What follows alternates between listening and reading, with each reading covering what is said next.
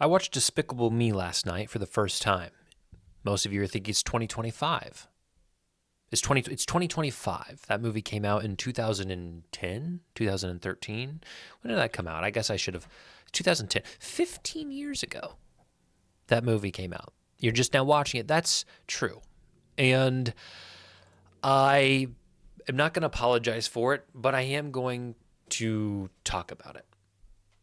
And what I want to say is undecided.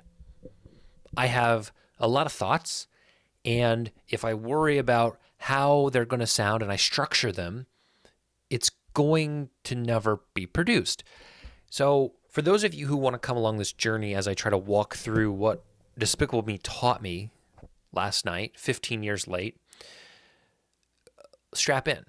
And I'm 30. This movie came out when I was 15. I don't think I could have appreciated what this film was trying to say to me when I was 15. And in some ways, I feel like last night was the perfect night to watch it, given what my life is right now and the journey I'm on. So I think it goes without saying there's going to be spoilers, and I think the statute of limitations on giving spoilers has expired. It's 15 years, guys. If you haven't watched it, you should watch it. But I'm not going to feel bad about spoiling it because it's old. I don't know how to start this best, and I think maybe we start by saying I am on this journey as a content creator, trying to make it my job. And I'm not trying, let me rephrase that because my wife and I had a conversation last night. I'm not trying to make it my job as much as I am trying to make it seem like a reasonable and justifiable job to the public. That's the truth. Because do I wake up every morning and do I dedicate time and energy to this? Yes.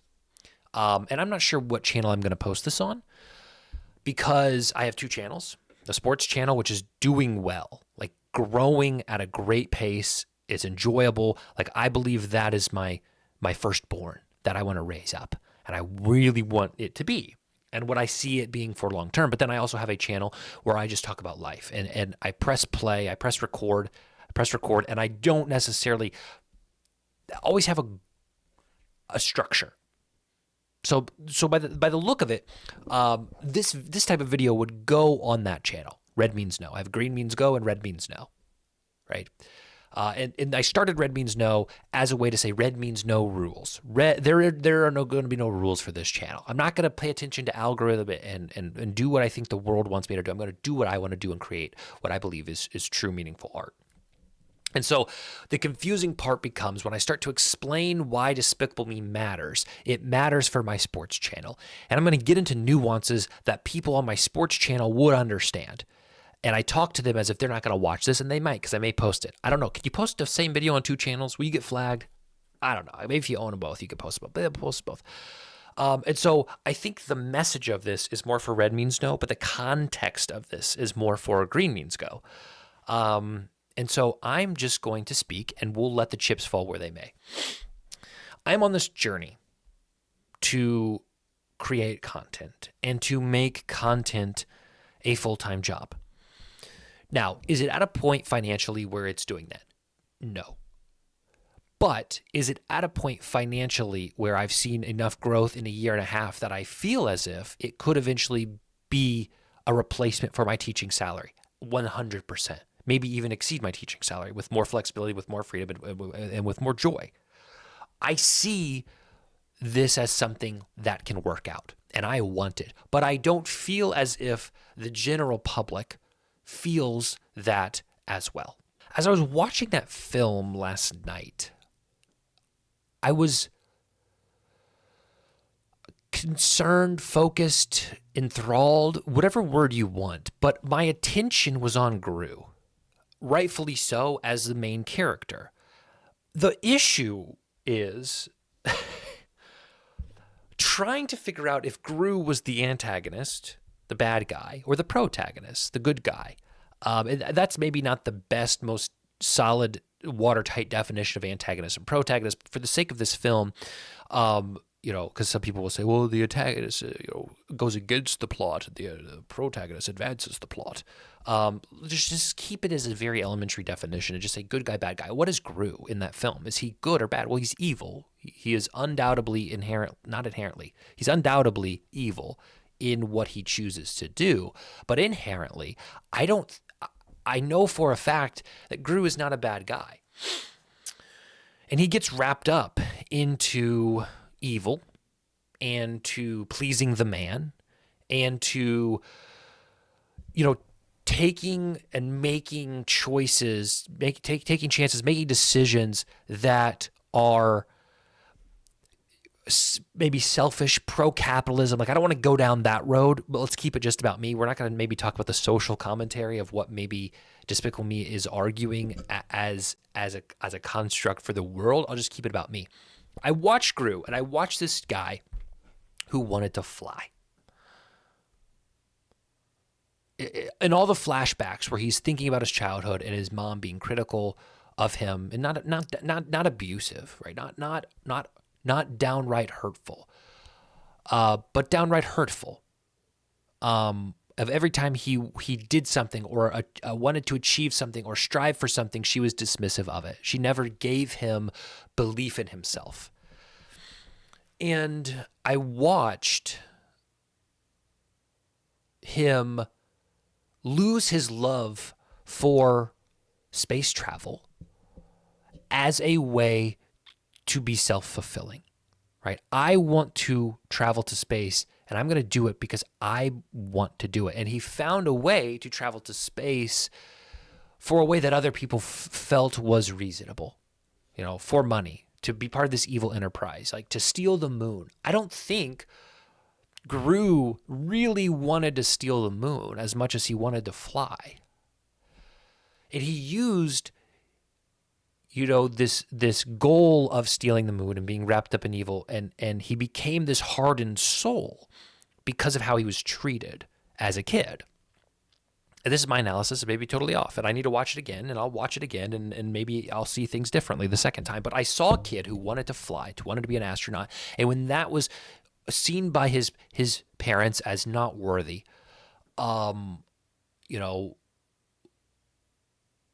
he became hardened. And when you become hardened, you are hard to others. Typically, is how we see it, right? The cycle of abuse is a cycle. Hurt people hurt people. You've heard it all the time. And there's little intricacies within that video that I could mention. And you look at somebody like Vector, who also in some way feels wrapped up in it. And then we get the details later that he is the son of the head guy of the bank. What does he represent? Again, without getting into social commentary, greed, ruthless, whatever. The bottom line is, as I was watching this, and this is where it's going to shift into the sports betting talk, I felt like Gru, and I want to create. And in the same way that Gru wants to fly. And I don't think creating content about sports betting is wrong by any means. But I think I have been wrong in it. I have been like Gru in that I've been trying to be somebody else for the sake of acceptance, for the sake of self-worth, for the sake of getting respect, for the sake of whatever. Like, yes, I love creating content, so I'm still fulfilling my dream of flying, but I'm also trying to get respect from the guy who owns the bank and my mother and Vector, right? I'm still chasing that. And I had to look at myself and say, golly, if Gru just believed in himself and just flew for the sake of flying without caring what anybody else thought, he'd be much happier. And if everybody flew for the sake of flying, the world would be much happier. And I get that that's rose-colored glasses till you're blue in the face. Write that down. That's a good line. He's rose-colored glasses till he's blue in the face. That's optimistic to a fault. And I'm not an optimistic person. But I had to look at Gru, and it was so easy for me to tell Gru, dude, get out of this evil stuff. do what you want to do and just fly, baby. Just be a pilot, just be an astronaut, right? And I think he learned that along the way. And you can see him caring about these girls that he's adopted, that he originally just adopted for manipulation, for the goal of stealing the shrink ray, for competing with Vector, for competing to be the most evil, but again, ultimately to give him the satisfaction of flight. I really don't think it was about stealing the moon. If the only thing he wanted to steal the moon for was to get acceptance from others, and he wanted to steal the moon because it gave him a chance to fly, which was his dream. And so in the same way that I am pursuing or have pursued content from a sports betting perspective, I love talking about sports betting and I love creating content. That is my flight. But I've added a layer where I feel as if I need acceptance from Vector. I need acceptance from people who I don't even really care for. I don't look at and say they're good people, right? But they always talk negatively about those who create sports betting content that aren't sharp, that aren't wise, that don't have an edge, that don't have an angle, that aren't profitable sports bettors, right? And we don't have to get into what my philosophy of gambling has become, again, because some of you have heard it and some of you don't care, because I don't know where this video is going. I don't know where it's going, not only in the progression of the video, I don't know to whom it's going.